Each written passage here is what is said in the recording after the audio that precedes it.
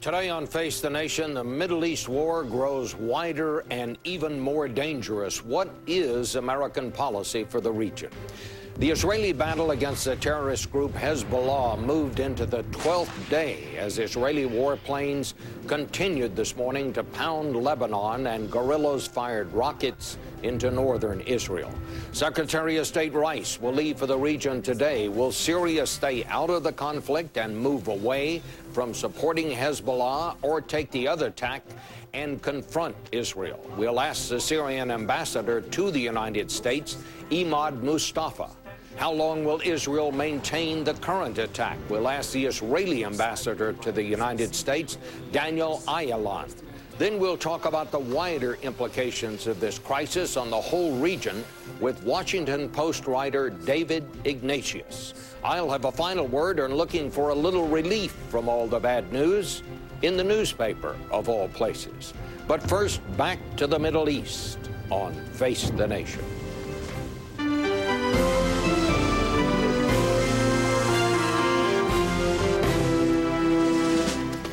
Face the Nation with CBS News Chief Washington Correspondent Bob Schieffer. And now from CBS News in Washington, Bob Schieffer. And good morning again. The main news this morning is that the United States says it is open to sending some sort of international peacekeeping force onto the border between Lebanon and Israel, that from administration sources today. On the ground, the war goes on, and so we start there. Our chief foreign correspondent, Lara Logan, is in northern Israel this morning, right along the border. For reasons too complicated to explain, we're having to talk to her via the telephone. Lara, now you just left Haifa a short time ago. Tell us about what happened there. There were more rocket attacks.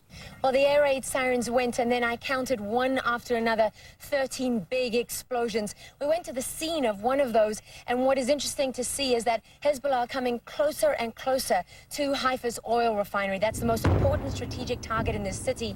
And what is even more interesting is that most of the attacks on Haifa come from the Lebanese town of Tyre, and that is where Israeli warplanes have been hitting over and over again. So this is a kind of message from Hezbollah that in spite of such heavy bombardment, they're still able to launch attacks on Haifa. We understand that Israel is still massing along the border. Do you still anticipate a large-scale Israeli ground invasion into Lebanon? Well, the Israelis don't like the word invasion for many reasons, but primarily they say because they have no intention of occupying Lebanon or going deep into Lebanese territory or all the way to Beirut. Their plan is to secure a buffer zone in South Lebanon, and certainly we expect to see more Israeli ground troops going in there over the next few days. No doubt about that. They've already managed to take one strategic village, and there's heavy fighting going on around there at the moment. We can hear the sound of outgoing Israeli artillery thundering around these hills as they battle to hold on to that ground that they've taken back. We hear from here that Lebanon is saying that if the Israelis do move into southern Lebanon in force, Lebanon may send its army down to oppose them. This morning, reports from Syria that Syria might send its troops into Lebanon. What do you make of those reports, Lara? Well, the Israelis are dismissive of the Lebanese army. In fact, they wanted the Lebanese army in South Lebanon instead of Hezbollah, but they've recognized that the Lebanese army is too weak even to do that. So for the first time now, you're having Israel saying they would be prepared to accept an international force in South Lebanon led by NATO. As far as Syria is concerned, it's quite clear that Syria and Israel have both gone to great lengths in the public to let everybody know that neither wants to be drawn into this war. So that's seen here more as Syria's politicians speaking to the Arab street as the crisis in Lebanon escalates, and it's believed that behind the scenes in the backroom dealing, Syria is offering to do what it can to bring about some kind of ceasefire, Bob. Thank you very much, Lara. And joining us now is Dr. Imad Mustafa. He is the Syrian ambassador to the United States. Mr. Ambassador, thank you for coming. Good morning. You heard what Lara Logan reported. There are also reports coming out of Syria this morning that Syria wants to, quote, engage in dialogue to solve this crisis. Under what circumstances? Of course, since the first moment this crisis has started, Syria has time and again said that we believe that there should be an immediate ceasefire because the ongoing hostilities are causing an unprecedented amount of death and destruction in Lebanon, particularly to the civilians. The civilians are being killed by the scores. First. Second, we believe that once the ceasefire is attained, the negotiations can start immediately. First, towards an exchange of prisoners. Second, towards a comprehensive settlement. Syria really wants a total solution to the Middle East crisis based on security for all parties, on returning our occupied territories and allowing the Palestinians to have an independent, sovereign, viable state. The White House Chief of Staff, Josh Bolton, said on Meet the Press this morning that the administration is looking for some sort of strong showing from Syria that they are willing to do something. What is Syria willing to do to get some sort of talk started here?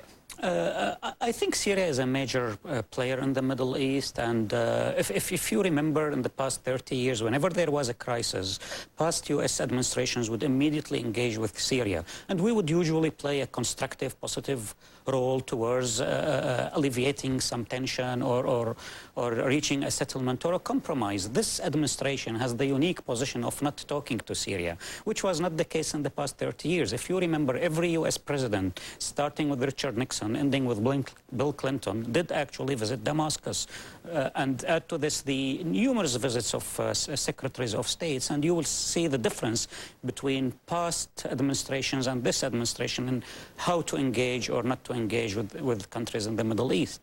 Well, are you saying that you want direct talks with the United States here? We don't mind this. We always had this before. There's no problem. Whenever the United States think that it's time to engage in serious diplomacy, not the sort of diplomacy that has been announced in the past 2 days, a visit by Secretary Rice to Rome just to tell some Arab officials what the United States want them to do, accompanied by expediting intelligent bombs to Israel so that Israel can use them in killing more and more civilians and in destroying more and more of the infrastructure in Lebanon. If the United States wants to involve in serious diplomacy, of course, Damascus is more than willing to engage.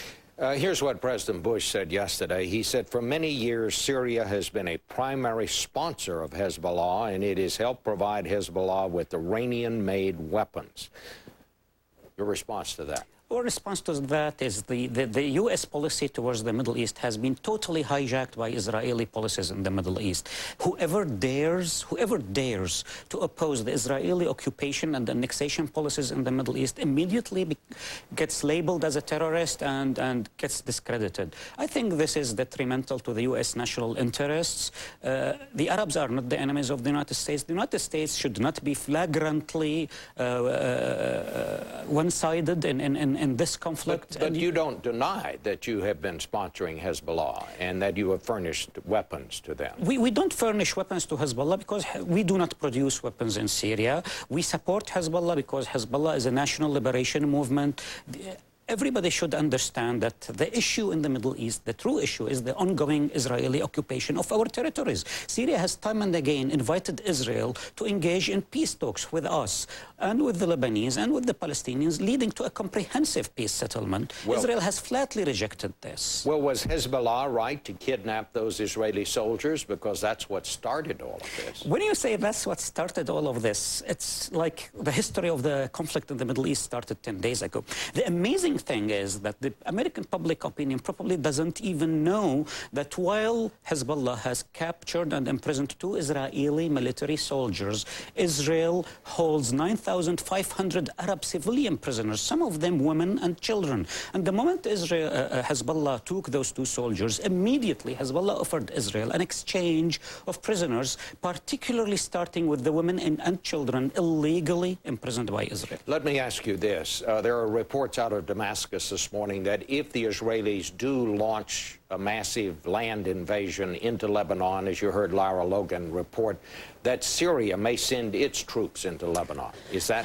This is hypothetical. I hope it will not happen. Syria has only called for an immediate ceasefire. We do not believe that escalating the situation further in the Middle East will lead anywhere. What we are calling for is de-escalation, diplomatic engagement, and for the United States to restart playing the role it used to play in the past, the role of the broker of peace. Right now, if you are an American taxpayer, you are financing what Israel is doing to Lebanon, death and destruction. This is unfair.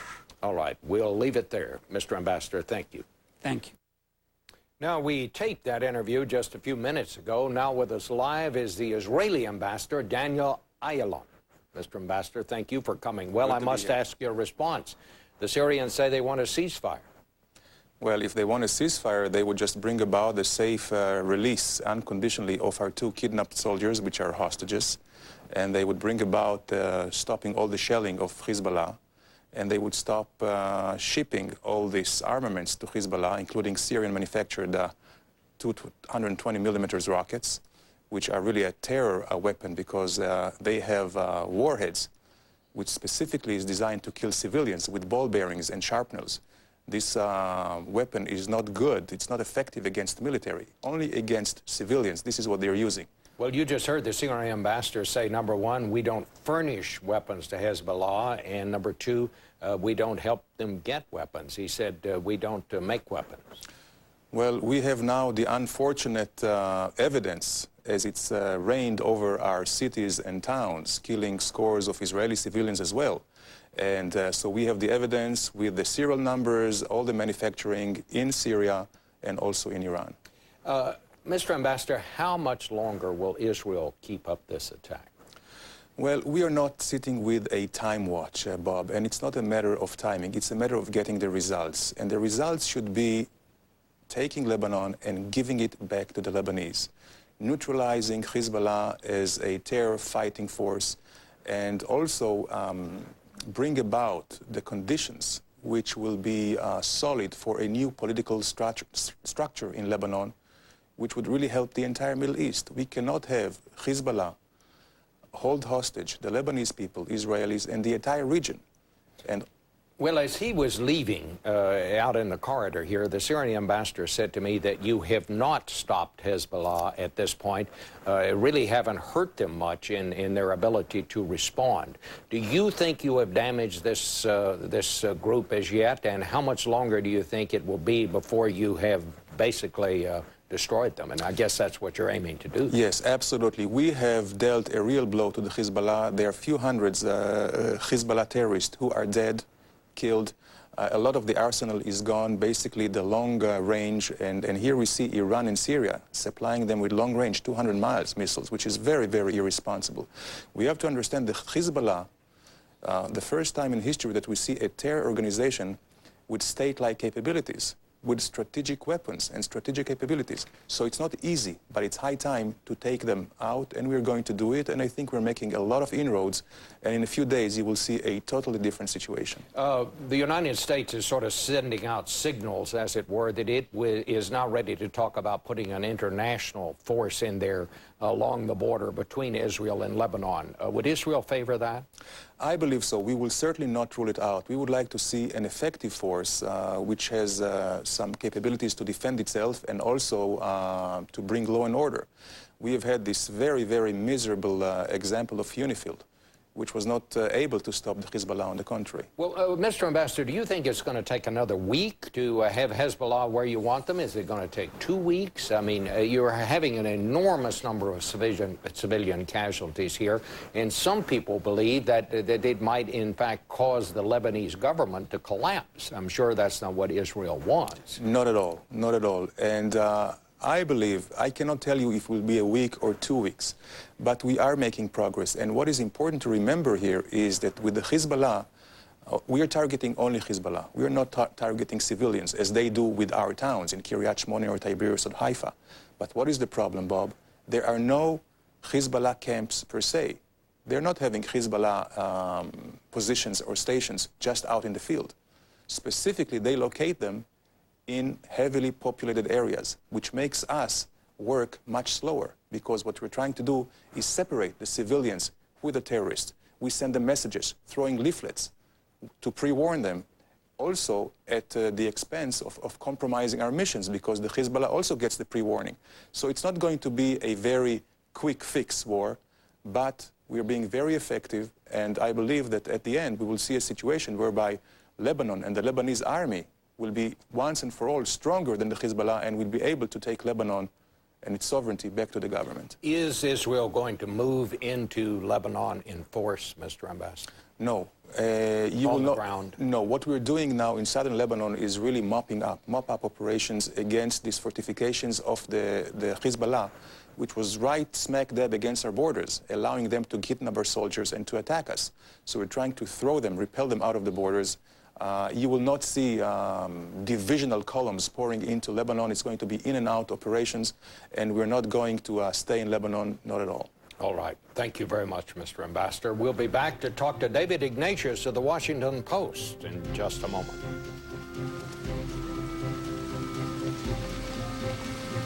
This portion of Face the Nation is brought to you by MasterCard. There are some things money can't buy. For everything else, there's MasterCard. And by BP.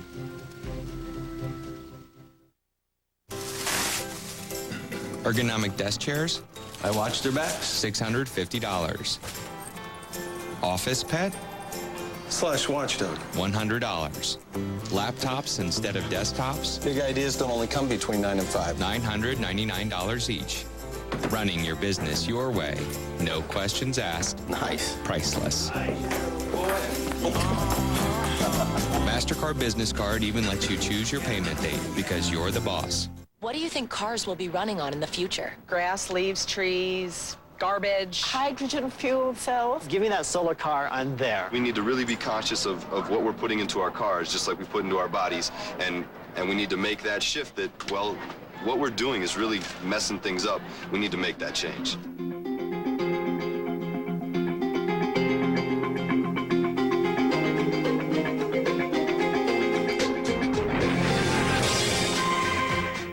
The German word for safe is seeker. The Portuguese word for firewall is muro de fogo. The Chinese word for password is mima. My company's in 17 countries now, and I can say secure in every one of them. Dynamic networking from AT&T identifies security threats before they're problems, so Jane's confidence grows right alongside her company. The new AT&T, your world delivered.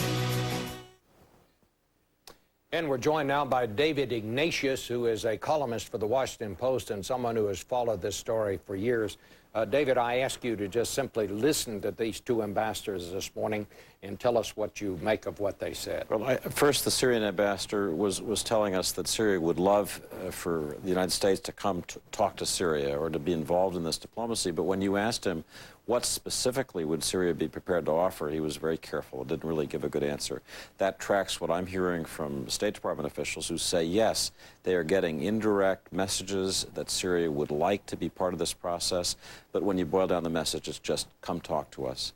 I thought the Israeli ambassador said something very important at the end when you asked him about the prospect for an Israeli ground invasion. We've had pictures on television now for the last 3 or 4 days of tanks massing along the Lebanese border as if they're about to go in and force. And he said, no, we don't intend to do that. Again, that tracks what I'm hearing today from State Department officials who say that in part because of U.S. messages to Israel, don't do this. The Israelis have decided that a ground invasion would be unwise. Instead, we'll have limited maneuvers back and forth, but not a major invasion. Now, the Secretary of State, Condoleezza Rice, heads to the region today. What exactly do you understand U.S. policy to be at this point, David, and where do you think it goes from here? I think you can sum up the dilemma for the United States, the goal for the United States, in the question, how will this war end? Will it end with a strong Lebanese state, strong enough to control Hezbollah finally, strong enough to assert sovereignty throughout Lebanon, strong enough to keep the Syrian troops who only left in April of last year out of the country? And how do you achieve that? Or will it end in a failed state? a state that's been so weakened by this Israeli bombardment that it will be unable to put the pieces back together, that Hezbollah will regroup and be as strong as it was in the past. And that's the dilemma. And I think the strategy for the U.S. is to try to put together with our allies, Arab and around the world, an international force that would go into southern Lebanon as Israeli combat operations cease, accompany the Lebanese army into the south, and provide finally a strong buffer. That's a very, very difficult proposition, but that's what we're trying to do. You wouldn't imagine that U.S. forces would be involved in any kind of an international force, would you? No, there's been a decision that U.S. forces should not be specifically involved. This force is likely to build on the existing UNIFIL force that the United Nations has in southern Lebanon, which is now commanded by France, a country that knows Lebanon extremely well and has a strong military. The U.S. is talking to countries like Italy, Turkey, Canada, all of which have very strong militaries to try to send troops in. You know, we only have to remember 1983 and the Marine barracks being blown up in Beirut and a similar kind of international presence mission to know how dangerous this will be. So, you know, this is not to be taken lightly. This is not just a kind of United Nations blue helmet separated. This could involve real combat. Well, obviously, the peace process is not helped as long as Hezbollah remains armed as it is. And one can certainly understand the Israeli argument that they have to strike back when they're struck by these people.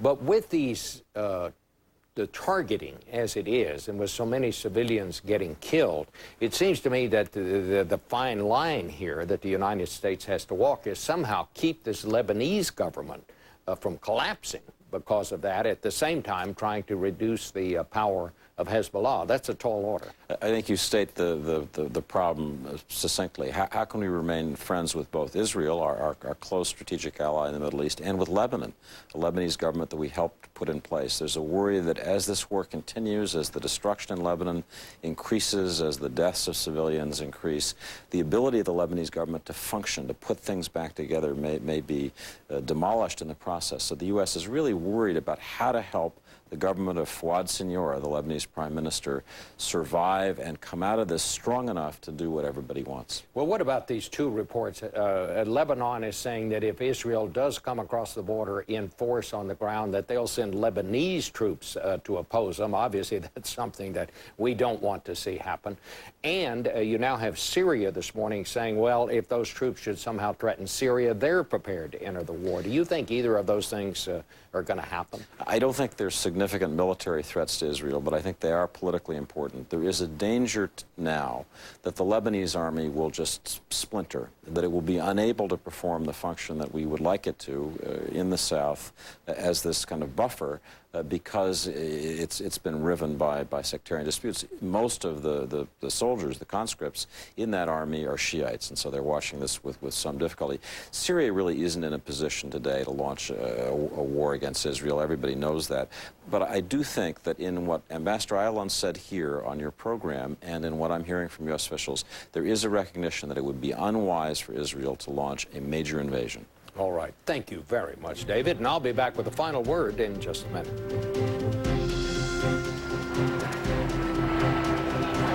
Face the Nation continues and is always on CBSNews.com, brought to you in part by Walmart.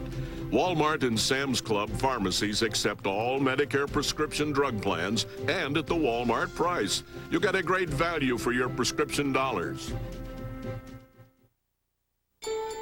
Somewhere west of Shenyang, a teenager is stopping for dinner, which is why the soybean harvest west of Peoria is not stopping, and a soybean processor is not stopping, and a ship's captain on the west coast is stopping, but just for a while. Somewhere west of Shenyang, a teenager is stopping for dinner, a dinner rich in soy protein. At ADM, we like the idea there'll be no stopping him now.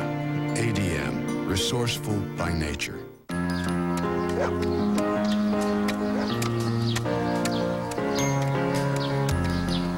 What happens if your latest product goes global in a single bound?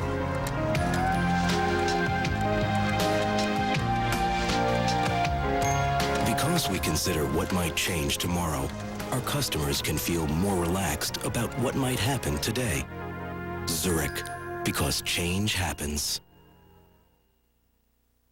There's a company that builds more than 1 million vehicles a year in places called Indiana and Kentucky. One that has 10 plants, from the foothills of West Virginia to the Pacific coastline. What company is this? Toyota. A company that, along with its dealers and suppliers, has helped create hundreds of thousands of U.S. jobs. A company proud to do its small part to add to the landscape of America. Finally today, with iPods and blogs and the internet, there is a lot of serious talk these days, even among journalists, about whether newspapers are going to survive. But the awful news of last week reminded me just how much we need newspapers, and not always for the obvious reasons. Jill Abramson, who is the managing editor of the New York Times, says we use the internet to search for specific information. But the joy of reading a newspaper, she says, comes from finding information we were not looking for. Last week reminded me of just that. The main news was so grim, I found myself turning to the newspapers for a little relief. Deep in the Times one day last week, surrounded by all of that war news, I found an obituary of Robert Brooks, who founded Hooters restaurant chain. The writer said that Hooters was known for spicy chicken wings and even spicier waitresses. Now, who could read that and not at least smile? I found another story about the death of Arthur Haggerty. I learned he was credited with making dog training into a respectable profession and was known to legions of dogs as he who must be obeyed. Hadn't known of him myself, but I won't forget him now after reading that. And then there was a story I found on the business page that began, Roby Livingston has all but given up on having a positive underwear buying experience. Now, how can you not read on when a story starts that way?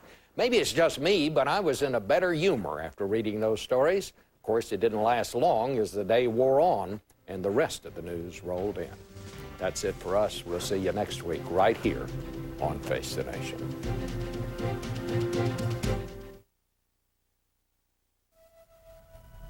How do you measure a company? Do you look at where they've been? Do you look at what they've done?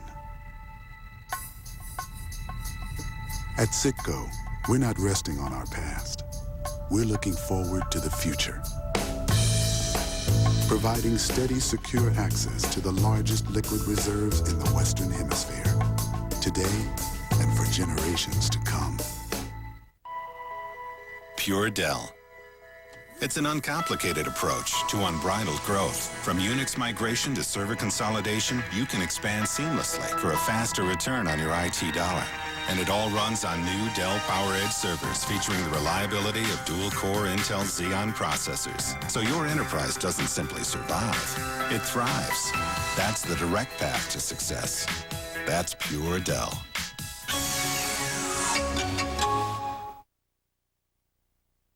I've been reporting the news for a long time, so I think I know a little about journalism. Come September, I'll be back in Washington on my regular beat. But the anchor chair will be in good hands because my friend Katie Couric will be here. Just watch. This portion of Face the Nation was sponsored by Dell, a direct approach that leads to enterprise success. That's pure Dell. This broadcast was produced by CBS News, which is solely responsible for the selection of today's guests and topics. It originated in Washington, D.C.